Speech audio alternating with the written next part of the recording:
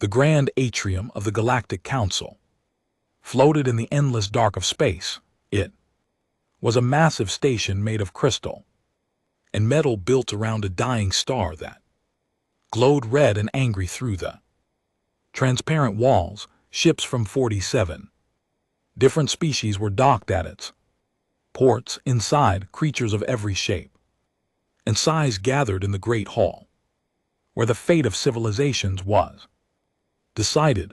Ambassador Allor Vance stood at the center of this hall. She was a small woman compared to most of the aliens around her. Her gray suit was simple and clean. Her dark hair was pulled back tight. Her hands did not shake even though she knew what was coming.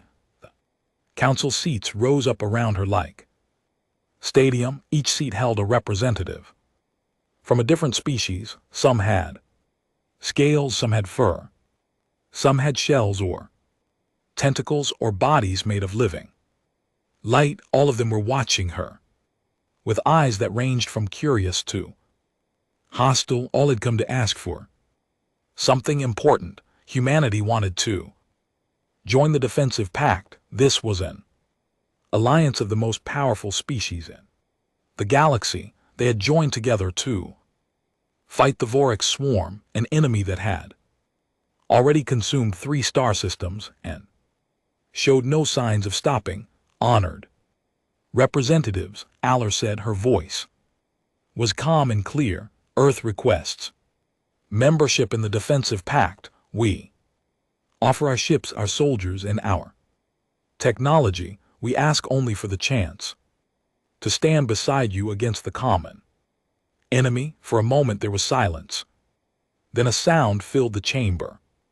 It was a clicking, chattering noise that Aurora recognized as laughter. The sound came from the Calvathi Archon. He was a massive creature, nearly 12 ft tall. When he stood on his 4 legs, his body was covered in black armor that was not armor at all, but his own shell. His head had large compound eyes that reflected Alara's image 1,000 times. His mandibles clicked together as he laughed. The humans wish to fight, the Archon said. His voice was translated by a small device, but the mockery needed no translation. How amusing. Alla kept her face still. We have fought wars for thousands of years.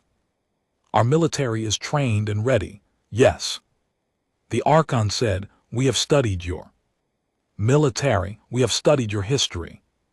This is why we laugh. A screen appeared in the air above. Images began to play. She recognized them immediately and felt her stomach turn cold. The images showed human soldiers, but not soldiers in battle. They showed soldiers sitting hospital beds with empty eyes, soldiers screaming in their sleep, soldiers who could not stop their hands from shaking, soldiers who flinched at loud sounds, soldiers who could not leave their homes, soldiers who had taken their own lives. You call this condition many names, the Archon said. Shell shock battle, fatigue, post-traumatic stress. We have no word for it in our language. Do you know why? Alla did not answer. Because it doesn't happen to us, the Archon continued. When a Calvathi warrior is damaged in mind, they are consumed by the hive. They do not become this. He gestured at the images with one of his upper limbs, broken, weak, useless. A new voice spoke. This one came from the Dreeth representative, a being that looked like a machine but was actually a living creature merged with technology. Our warriors do not suffer this weakness. Either our cybernetic enhancements remove the parts of the brain that create fear and trauma. A Drael soldier cannot be broken because we have removed the capacity for breaking. Another voice joined in. The Oranthi representative was a tall, thin creature with skin like pale paper and eyes that glowed with inner light. The Oranthi are born, knowing they will return to the collective when they die. Death holds no fear for us. We cannot be traumatized by what we embrace. One by one, the representatives spoke. Each one explained why their species was superior. Each one pointed to humanity's veterans and called them evidence of weakness. Ara listened to all of it. She thought about the veterans she knew. Her own father had served in 2 wars. He still woke up sometimes with nightmares. He still could not watch certain movies or hear certain sounds. But he had also raised 3 children, built a house with his own hands, and volunteered at the hospital every week. He was the strongest person she knew. You see trauma as a defect, Ara said, when the chamber finally went quiet. But you do not understand what it represents. Our soldiers are not broken because they are weak. They carry wounds because they survived things that should have killed them. They came back from hell and kept living. The Archon made that clicking laugh again. Pretty words, it said, but words do not win wars. You bring us soldiers who freeze in battle, soldiers who cannot function, soldiers who refuse to fight again. What use are such creatures against the swarm? They are not creatures, Ara said. Her voice was harder now. They are survivors. They are cowards, the Archon replied, and we do not ally with cowards. The vote was quick. 45 species voted against humanity's membership. 2 abstained. None voted in favor. The council has decided, the Archon announced. Humanity is too psychologically fragile for galactic warfare. Your petition is denied. You may leave. Ara wanted to argue more. She wanted to explain what they did not understand. But she saw the closed faces around her, the dismissive gestures, the turned backs. There was nothing more to say. She returned to her ship alone.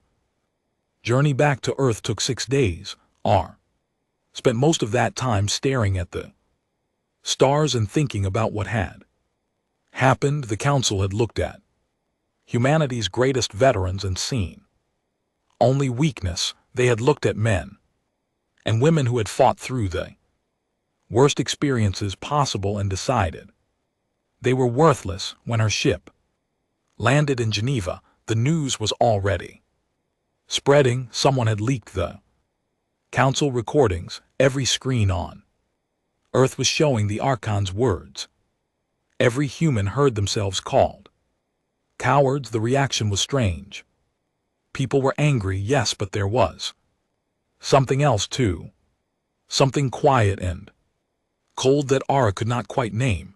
In a hospital in Texas, Colonel Marcus Chen turned off the screen in his room. He had served 3 tours in different wars. He had seen friends die in front of him. He had killed enemies who were barely old enough to shave. He had spent 5 years in therapy learning how to live with all of it. His hands used to shake so badly he could not hold a cup of coffee. They were steady now most days. Anyway, Marcus looked at his hands. He thought about the Archon's words. Coward, broken, useless. He had been called worse things by the voices in his own head. He had fought those voices every single day for years. He had won that fight mostly. He was still winning it. The Archon had never fought a battle like that. None of those aliens had. They had removed their fear, or they had never felt it, or they simply died. When they became damaged, they had never learned to live with the cracks in their minds. Marcus smiled. It was not a nice smile. His phone buzzed. A message from an old friend, another veteran, then another. His phone would not stop buzzing all over the world the same thing was happening. Veterans were reaching out to each other, men and women who had been told they were broken were finding each other in the dark. They did not talk about revenge. They did not talk about proving themselves. They just talked. They shared memories and fears and small victories. They reminded each other that they had already survived the unsurvivable. The galaxy thought humans were cowards. The galaxy thought trauma was weakness. The galaxy had no idea what it was talking about. Marcus Chen went to sleep that night without nightmares. For the first time in weeks, he dreamed instead of stars and battles and a reckoning that was coming. 3,000 m away, Vance sat in her office and read the messages flooding her computer. Veterans from every country were contacting the government. They were not asking for pity. They were not demanding recognition. They were asking one simple question: when does the swarm arrive? Ara leaned back in her chair. The council had called humanity's veterans cowards, but cowards did not ask to face the enemy. Cowards did not volunteer for the fight that everyone else had rejected them from. Something was building, something the galaxy had never seen before. An army of broken soldiers who had put themselves back together. An army of survivors who knew exactly what fear tasted like and had learned to swallow it. The council would learn. Sooner or later they would all learn. Ara began to write her report. 3 months passed after the council rejected humanity. In that time the galaxy changed. The Vorax swarm moved faster than anyone had predicted. Military experts had calculated that the pact had at least 2 years before the swarm reached the frontier colonies. They were wrong by 22 months. The first warning came from a mining station on the edge of Kelvathi space. The station sent a distress signal that lasted 14 seconds before cutting off. When scout ships arrived to investigate, they found nothing. The station was gone. The asteroid it had been built on was gone. Even the debris was gone. The swarm had consumed everything and left only empty space behind. The Kelvathi Archon ordered his forward battalions to engage. 20,000 warriors, each one bred for combat from birth, each one incapable of feeling fear. They were the finest soldiers the Hive had ever produced. They had never lost a battle. The battle lasted 6 hours. The swarm did not fight like any enemy the Kelvathi had faced before. They did not form lines or hold positions. They moved like water, like a flood of living hunger that poured around every defense and through every gap. When the Kelvathi charged forward in their traditional attack formations, the swarm simply parted and let them through. Then it closed behind them, cutting them off from retreat. Kelvathi warriors died singing their war hymns. They died with their mandibles still clicking in defiance. They died bravely and gloriously and completely uselessly. The swarm sprayed clouds of organic acid into the air. The acid ate through Kelvathi armor in seconds and dissolved the flesh beneath. Warriors who had never known fear died screaming in confusion. They had been trained to fight enemies who stood and faced them. They had no training for an enemy that melted them from the inside. When the last Kelvathi warrior fell, the swarm paused for exactly 3 minutes. It was feeding, then it moved on to the next system. The Draelith Continuum responded next. They sent their cybernetic legions, warriors who had replaced their weak organic parts with superior machines. Their bodies were metal and crystal. Their minds were uploaded into combat networks that let them share information.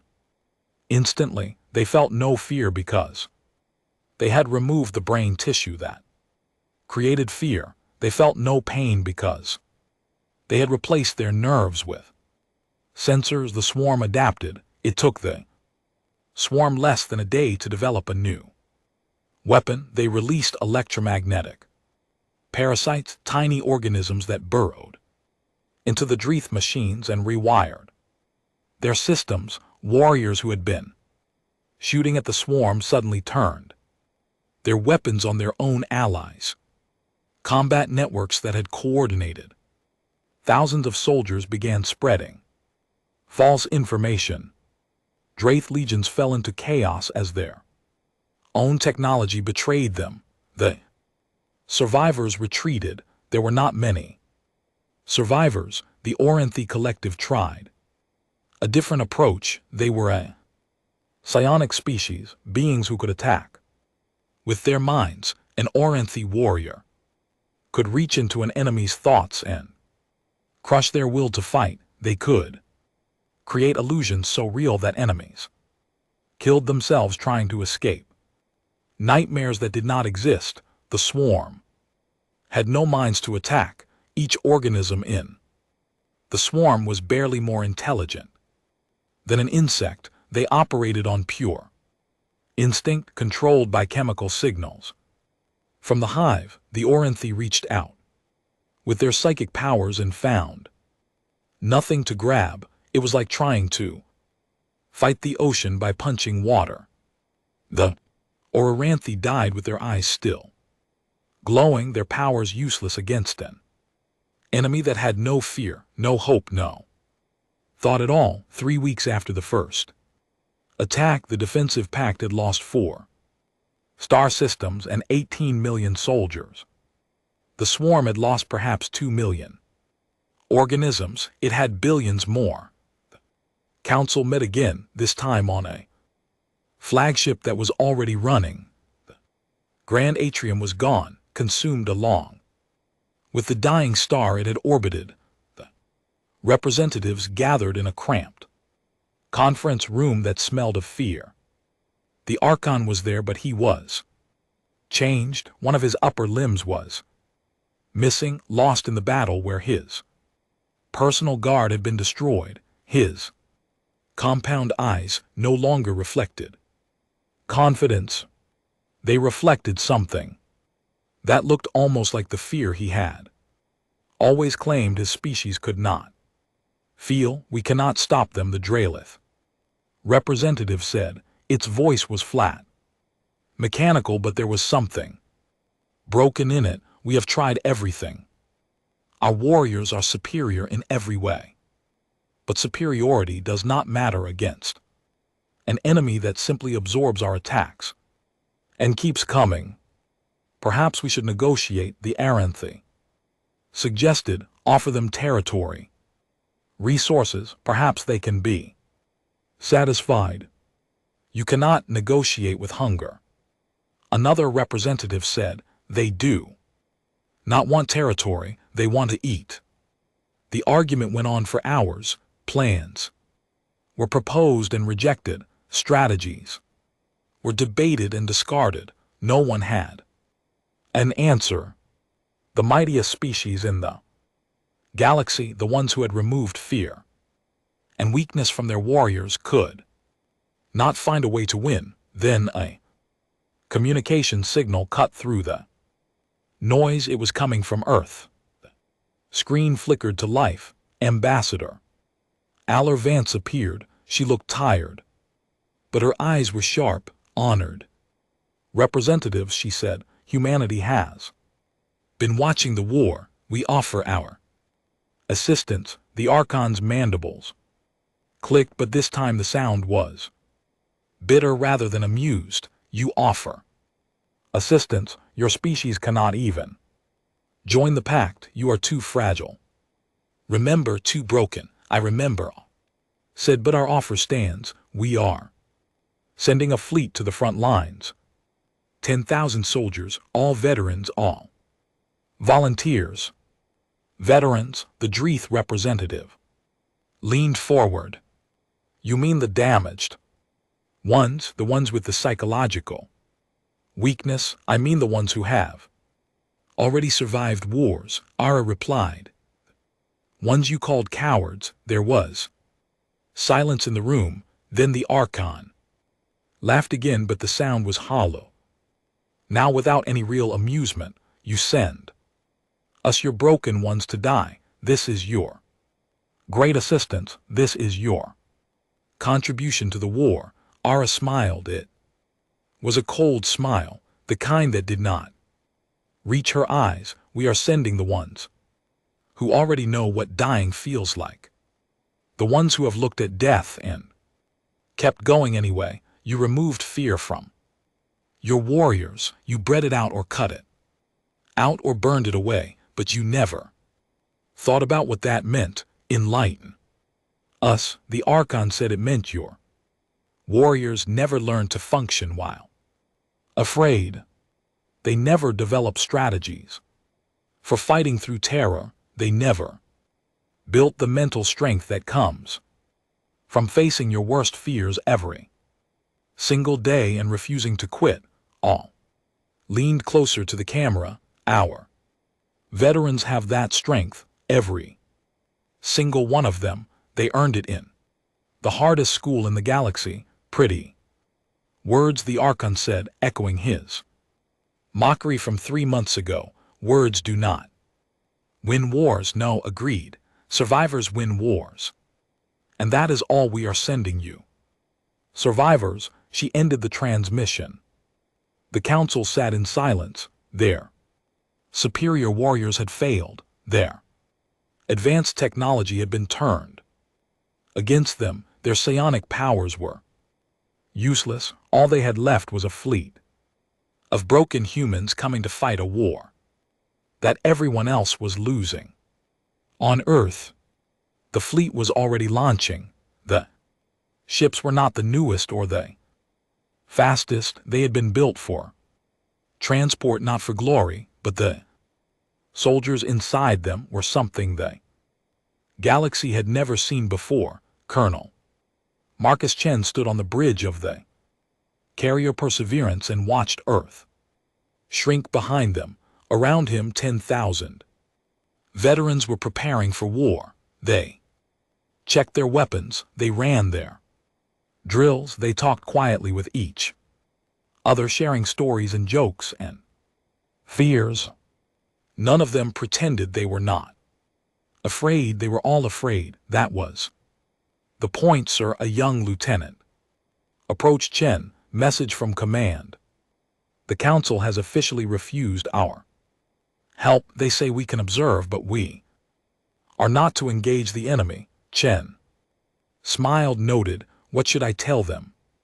Tell them we received their message and tell them we will do whatever we decide is necessary when we arrive. The lieutenant hesitated. Sir, they might see that as a declaration of hostility. Chen looked at the stars ahead of them, at the darkness where the swarm was waiting. The swarm is hostile. We are just stubborn. There is a difference. The fleet flew on into the dark. Behind them, Earth waited. Ahead of them, the enemy waited. And somewhere in between, the galaxy was about to learn what cowards could do when they decided to stop running. The carrier Perseverance was not a pretty ship. It had been built 40 years ago for moving cargo and troops between Earth and the lunar colonies. Its hull was scarred from decades of service. Its engines were reliable but slow. Its weapons were defensive only, meant to stop pirates rather than fight wars. But the people inside it were something else entirely. Colonel Marcus Chen walked the corridors every day, watching his soldiers prepare. They had given themselves a name during the journey. They called themselves the Shattered Battalions. Some people might have thought the name was shameful, an admission of weakness. The veterans wore It with pride, Private Maria Torres was. In the training room when Chen passed by, she was a small woman with dark hair and eyes that always seemed to be looking at something no one else could see. She had served 2 tours in a jungle war that had killed most of her squad. The official record said she had post-traumatic stress disorder. The unofficial truth was that she had not slept a full night in 6 years. Right now she was teaching close quarters combat to a group of younger soldiers. Her movements were fast and precise. Her hands did not shake at all when she was fighting. They only shook when she was trying to rest. The aliens fight with honor, Torres was saying. They charge straight ahead. They stand in formations. They die in pretty patterns. She grabbed one of the trainees and threw him to the mat. We do not fight with honor. We fight to survive. If the enemy expects you to go left, go right. If they expect you to attack, run away. If they expect you to run away, attack. Never be where they think you will be. Chen nodded and moved on. In the engineering section, Sergeant Adiz Akono was working on the defensive systems. She was a tall woman with strong hands and a face that rarely smiled. 7 years ago she had watched her entire squad die when their vehicle hit an explosive device. She had been the only survivor for 2 years after that. She had not spoken to anyone. Now she spoke plenty, but always about practical things, never about feelings. A Dalith observer was standing near her, watching. With its mechanical eyes, the council had sent observers to monitor the human fleet, expecting to witness a slaughter. This particular drill had been assigned to study human behavior. Your defensive grids are inefficient, the Drews said. The placement of your sensor nodes creates blind spots. Akono did not look up from her work. The blind spots are intentional. That makes no logical sense. It makes perfect sense if you think about it. The swarm learns from every fight. They adapt to whatever they see, so we show them things that are not real. We show them weaknesses that are actually traps. When they exploit the blind spots, they walk into kill zones. Akono finally looked at the drilleth. Your people do not think this way. You build perfect defenses and expect them to work. We build broken defenses and expect the enemy to fall.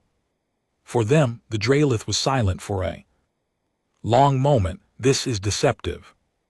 Yes, our warriors do not fight with deception. It is dishonorable. Akono smiled, but there was no warmth in it. Your honorable warriors are dead. We are still here. Honor is expensive. Survival is practical. The Draith had no response. Chen continued his walk through the ship. In the medical bay he found Captain James Yen reviewing tactical maps. Yen was an older man with gray hair and a calm face. He had served in more wars than he could remember. The worst one had ended with him lying beneath a pile of dead bodies for 3 days, too wounded to move, listening to enemy soldiers search for survivors. He had learned patience in those 3 days, the kind of patience that most people could not understand. The swarm attacks in waves, UN said without looking up. Every report shows the same pattern. First wave tests the defenses. Second wave finds weaknesses. Third wave exploits those weaknesses. Fourth wave consumes everything. He tapped the map. The aliens try to stop the first wave. They put everything they have into that initial defense. When it fails, they have nothing left. What would you do differently? Shen asked. Let the first Wave through, let them think they have. 1. Fall back and make them chase us. Every step they take, they spread out. More every minute they spend chasing us. We learn more about how they move. Yuan finally looked at Chen, then we hit them when they are spread thin, not from the front where they expected, from the sides, from behind, from underground, from places they never thought to look. Chen nodded. The council wants us to observe only, no engagement. The council is losing this war. We did not come here to observe, we came here to win. That night Chen called a meeting of all senior officers. They gathered in the cargo bay, the largest open space on the ship. Veterans sat on crates and floor plates and pieces of equipment. None of them wore formal uniforms. Most of them had scars. In 2 days we reached the front line. Chen said the council has ordered us to stay back and watch. They do not want our help. They still think we are cowards. No one laughed. No one needed to. The Kelvathi have lost 60% of their forces. The Dreeth have lost more. The Oranthi are nearly gone. The swarm is approaching the last defensive position before the core worlds. If that position falls, the war is over. Shen paused. He looked around at the faces of his soldiers. He saw fear in many of them. He also saw something else, something hard and patient and ready. These aliens have never been afraid. Chen continued. They bred out fear or cut it out or simply never had it. They think that makes them better than us. They think fear is weakness. He shook his head. Fear is not weakness. Fear is a tool. It keeps you alive when everything around you is trying to kill you. It makes you careful. It makes you smart. It makes you dangerous in ways that the fearless will never understand. Sergeant Okonkwo spoke up. They expect us to die like their warriors died charging into the swarm and getting eaten. They do. Chen agreed. They will be disappointed. So what is the plan? Private Tours asked. The plan is simple. We do not fight their war. We fight our war. We use everything we learned in all the conflicts that broke us and put us back together. We use tricks and traps and lies. We use patience and endurance and the kind of stubbornness that only people who have survived hell can understand. Captain Yuan stood up. Swarm has never lost because no one has ever fought them properly. The aliens charge forward and die. They refuse to retreat because retreat is shameful. They refuse to hide because hiding is cowardly. They would rather die with honor than live with cunning. He smiled.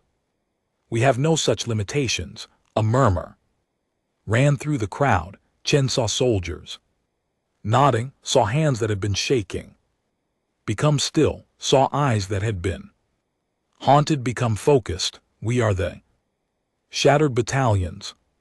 Chen said. We were broken by our wars and we put ourselves back together. That is something these aliens cannot understand. They do not know what it means to be broken and keep going. They do not know what it means to be afraid every day and still show up to fight. They do not know what it means to survive. He raised his voice. But we know. Every single one of us knows. And in 2 days we are going to teach the galaxy what that knowledge is worth. The cargo bay erupted in sound, not cheering.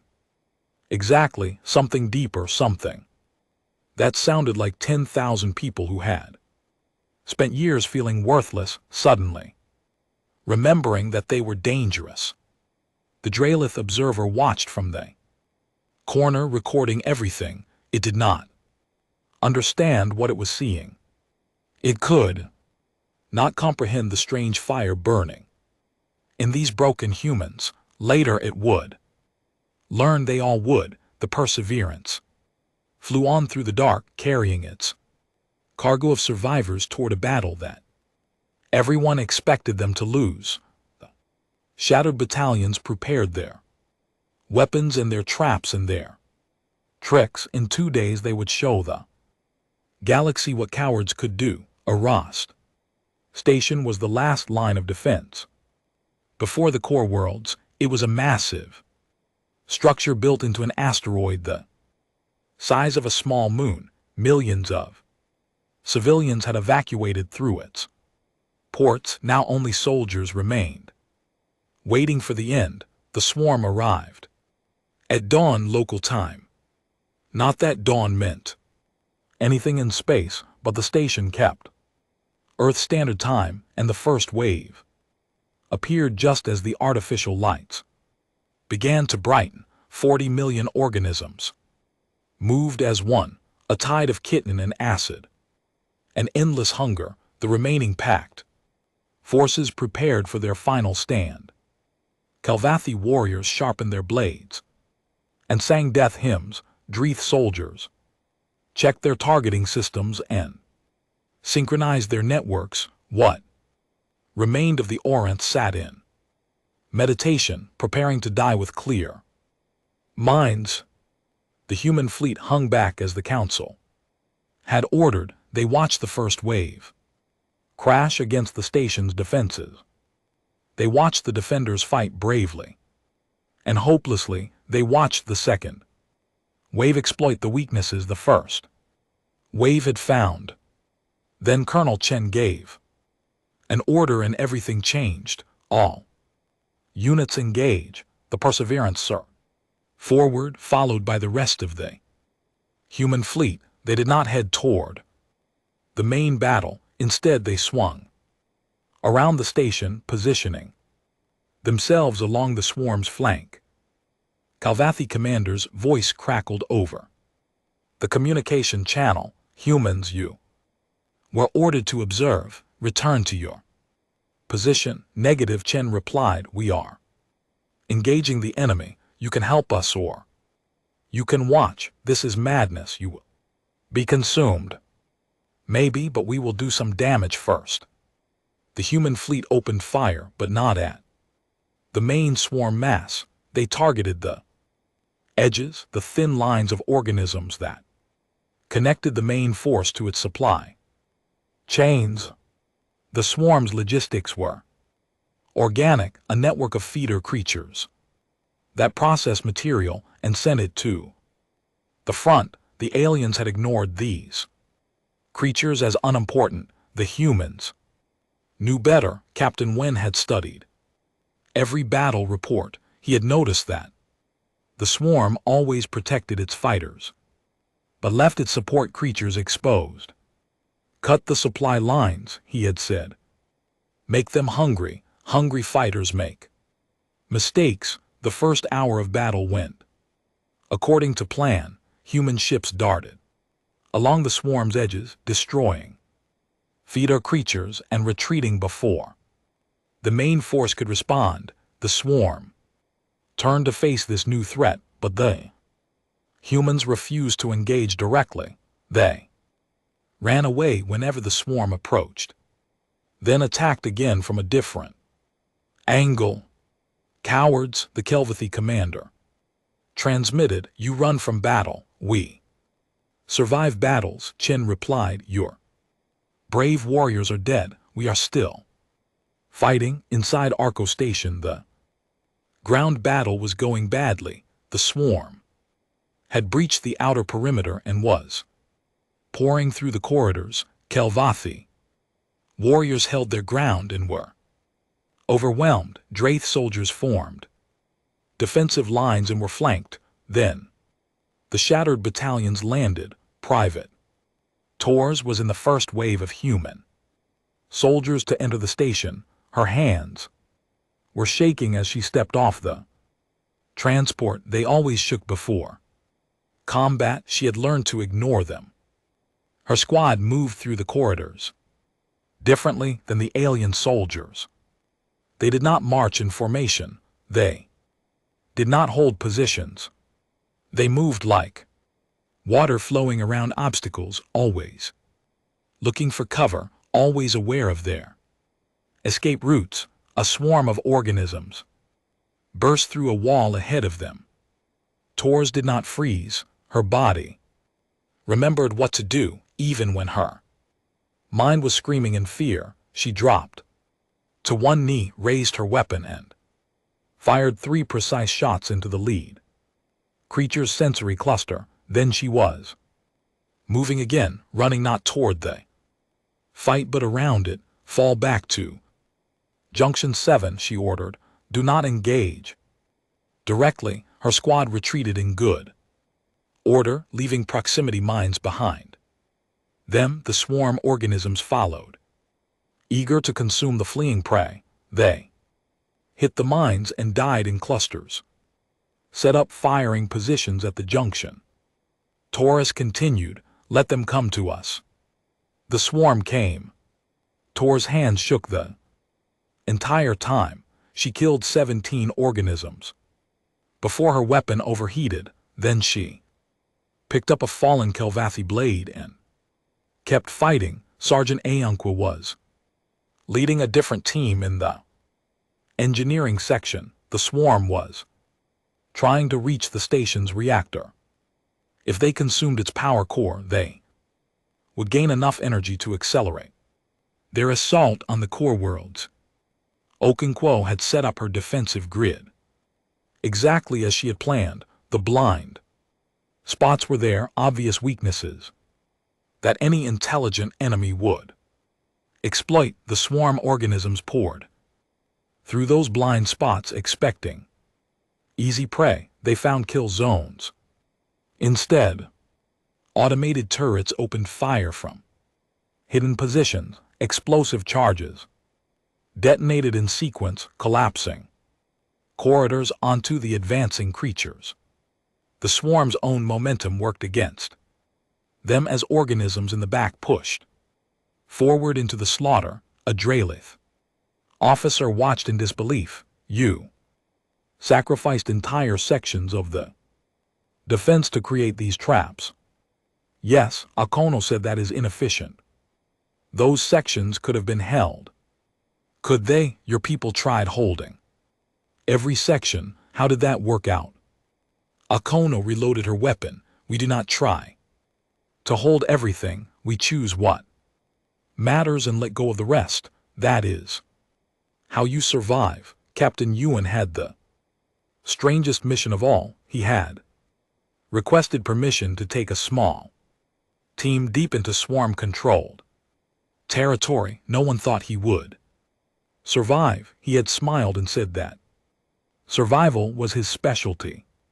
Now he was lying motionless beneath a pile of dead swarm organisms, listening to the creature's search for living prey. His team was scattered around him, each one playing dead in their own hiding spot. They had practiced this. They had spent hours learning to slow their breathing, control their heartbeats, suppress their fear responses. The swarm organisms passed within inches of Ewan's face. Their sensory tendrils brushed against his skin. He did not move. He did not breathe. He thought about those 3 days under the bodies of his fallen comrades, and he waited. The search party moved on. Ewan counted to 1,000. Before he moved, slowly, carefully, he rose from the pile of dead creatures. His team emerged from their hiding spots. One by one, they were behind enemy lines. Now in the heart of the swarm staging area, target the coordination nodes. Ewan whispered, do not engage any fighters. We are here to blind them, not to kill them. The team spread out. Over the next 4 hours, they destroyed 23 coordination nodes, the biological structures that allowed different parts of the swarm to communicate. Each node they killed created chaos in the organisms nearby. Swarm units began attacking each other, unable to distinguish friend from foe. When they swarm finally found Huan's team, there were only 6 of them left. They retreated, fighting, not running away, but pulling back in good order, each soldier covering the others. Yuan was the last one out. An organism caught him, its claws tearing through his armor.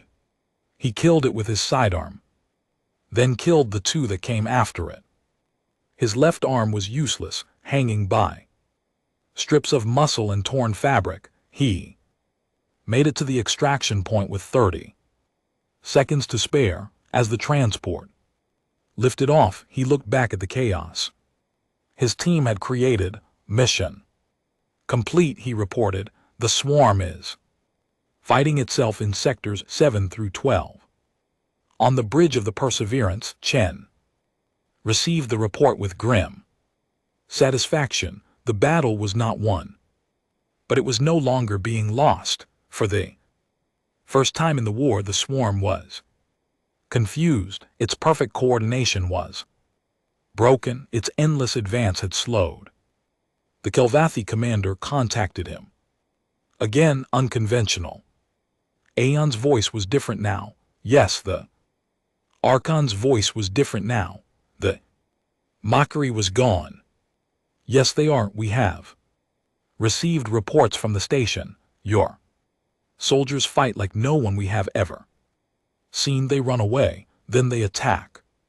They hide, then they strike. They refuse to die gloriously. Glory is for the dead, Chen said. We prefer to live. The battle continued for 19 days. The shattered battalions fought for every corridor, every room, every meter of the station. They did not win through bravery or superior strength. They won through stubbornness and tricks and the absolute refusal to give up. Tors held a corridor for 6 hours, her hands shaking the entire time she held it. Anyway, Okonkwo lost 3 soldiers and felt the old grief rise up in her chest. She screamed into the grief and called in an air strike on her own position, then led her survivors out through the maintenance tunnels before the bombs fell. Yuan played dead 7 more times. Each time the swarm passed him by, each time he rose from the dead and kept fighting. On the 19th day, the swarm retreated. It was the first time in recorded history that the swarm had chosen to withdraw. They had lost 60% of their invasion force. Their coordination was shattered. Their supply lines were cut. They needed time to regroup, to adapt, to understand this new enemy that fought like nothing they had ever consumed. The shattered battalions had won, not cleanly, not gloriously, but they had won. Colonel Chen stood on the observation deck of the ruined station and watched the swarm withdraw into the darkness of space. His body ached. His mind was exhausted. Somewhere deep inside him, the old nightmares were waiting, but today he had won. Today the cowards had saved the galaxy. Tomorrow he would deal with the rest. The grand atrium had been rebuilt. The new council chamber was not as beautiful as the old one. It was smaller, simpler, built for function rather than glory. The dying star was gone, consumed by the swarm. Along with everything else in that system, the new station orbited a young blue sun, bright and hopeful. 47 representatives gathered once again. Many of them were new. The old representatives had died in the war, along with millions of their people. The survivors had learned hard lessons about bravery and honor and the price of pride. Colonel Marcus Chen stood at the center of the chamber. He wore his dress uniform, though it did not fit well anymore. He had lost weight during the battle. He had gained new scars. His hair was grayer than it had been 4 months ago. Medals hung from his chest. He had not asked for them, the council had insisted. They had created new medals specifically for the human soldier, decorations that did not exist in any alien culture. They did not know what else to give. The shattered battalions had lost 40% of their force. 4,000 men and women had died on Arco Station and in the space around it. Each death was recorded, each name was remembered, each body was recovered if possible and brought home. This confused the aliens more than anything else. The Calvathi left their dead where they fell. The Draith recycled their fallen soldiers into new components. The Aranthi believed the dead rejoined the collective and needed no physical remains, but the humans insisted on bringing their dead home. It is inefficient. A Draelith representative had said those resources could be used for the living. The dead earned the right to rest. Chen had replied, we do not abandon our people, even when they can no longer fight. Now he stood before the council, waiting for them to speak. The chamber was silent for a long moment. Then the Calvathi Archon rose from his seat. This was a new Archon. The old one had died in the final assault on Arrow Station. He had died fighting beside human soldiers, learning at the last moment what it meant to retreat and regroup and fight again. His successor was younger, and his eyes held something the old Archon had never shown: respect. 4 months ago, the new Archon said, this council rejected humanity's petition to join the defensive pact. We called your soldiers weak. We called them broken. We called them cowards. Chen said nothing. He waited. We wronged. The words hung in the air. In the history of the Calvathi species, no Archon had ever publicly admitted error. Such admissions were considered weakness, worthy of consumption by the hive. But the hive had learned new things in the past 4 months, many things. Your soldiers fought like no warriors we have ever seen. The Archon continued, they did not seek glory, they did not throw their lives away in beautiful charges. They fought to survive, and in doing so, they saved us all. The Draelith representative spoke next. We have analyzed your tactics. They are illogical by our standards. Your soldiers retreat when they could advance, they hide when they could fight. They use deception and misdirection rather than direct confrontation. A pause. These tactics are devastatingly effective. We have begun training our forces to use them, as have we. The Archon admitted, it is difficult. Our warriors do not understand why they should run from battle, but they are learning. The Aranthi representative raised a slender hand. We have studied your soldiers' psychological condition, what you call post-traumatic stress. We believed it was a defect, a failure of the mind. We now believe we were mistaken. Chen finally spoke. What do you believe now? We believe it is adaptation. Your soldiers face terrible things and survive them. Their minds are changed by the experience. Yes, but the changes are not weakness. They are preparation. Your veterans carry their old battles with them always. They never forget what they have survived. This makes them dangerous in ways we did not understand. Fear is not weakness, Chen said. We tried to tell you this before. Fear is a tool. It tells you when to run and when to hide and when to fight. Your warriors had no fear. They only knew how to charge forward. When charging forward failed, they had nothing else. And your soldiers, the Archon asked, my soldiers know how to do everything. They know how to attack and retreat and hide. And deceive, they know how to keep. Fighting when they are terrified, they know how to survive when survival seems impossible. Chen looked around the chamber. You remove fear from your warriors because you thought it made them weak, but you also removed their ability to adapt, to think, to survive. The chamber was silent again. Many of the representatives were recording his words. They would be studied and analyzed and taught to future generations.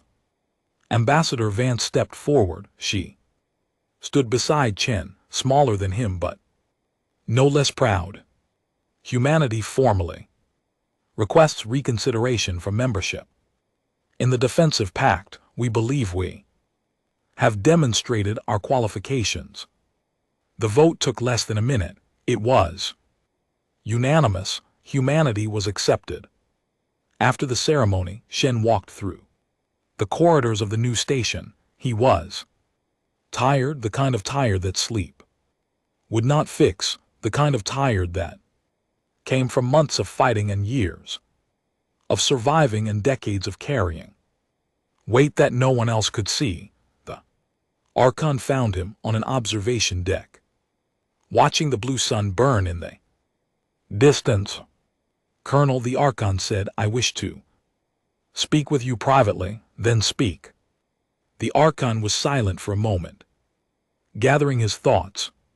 Your soldiers, he finally said, they fought as if they had already died and returned, as if death held no terror for them because they had faced something worse. His compound eyes reflected Chen's image. Many times, what could be worse than death? Chen thought about the question. He thought about the nightmares that still woke him some nights. He thought about the faces of friends he had lost, friends whose deaths he could not prevent. He thought about the long years of therapy, of learning to live with a mind that had been broken and slowly, painfully put back together, living with what you have done to survive, he said, and choosing to do it again. The Archon did not respond immediately. Perhaps he was trying to understand. Perhaps he could not. Your veterans, he said, the broken ones, they chose to fight even though they knew the cost. They chose to face their fears again, even though those fears had nearly destroyed them once before. Why? Chen looked at the stars. Somewhere out there the swarm was regrouping. It would return. It always returned, and when it did, humanity would be waiting, because someone had to, he said, and because we knew we could survive it. We had survived worse. Every one of us had already walked through hell and come out the other side. The swarm was just another hell. We knew the path. The Archon made a sound that might have been understanding. We called you cowards. We were very wrong. You were not entirely wrong, Shen said. We are afraid. Every single one of us is afraid all the time. The difference is that we do not let fear stop us. We carry it with us like a weapon. It makes us careful. It makes us smart. It keeps us alive. He turned to face the Archon directly. Your warriors were brave. They were strong. They were everything a soldier should be, but they did not know how to be afraid. So when they faced something that should have terrified them, they had no tools to deal with it. They could only do what they had always done. They could only charge forward and die. And your soldiers, my soldiers, know how to be afraid. They have been afraid for years, decades, their entire lives. They wake up afraid and go to sleep afraid and do their jobs in between. Fear is their constant companion. So when they face something terrifying, they do not freeze or break. They just keep doing what they have always done. They keep surviving. The Archon was quiet for a long time. Then he did something that no Kelvathi had ever done to human before. He lowered his head in a gesture of respect. Teach us, he said, teach us how to be afraid. Chen smiled. It was a tired smile, but a real one. That is not something we can teach. It is something you must learn on your own through pain and loss and survival. It is the hardest lesson in the universe, but it can be learned. Yes, it can be learned. And when you learn it, you will understand why we call ourselves the Shattered Battalions, because we were broken and we put ourselves back together, and the cracks that remain make us stronger than we ever were before. The Archon nodded. Slowly, then we will learn. However long it takes, however much it costs.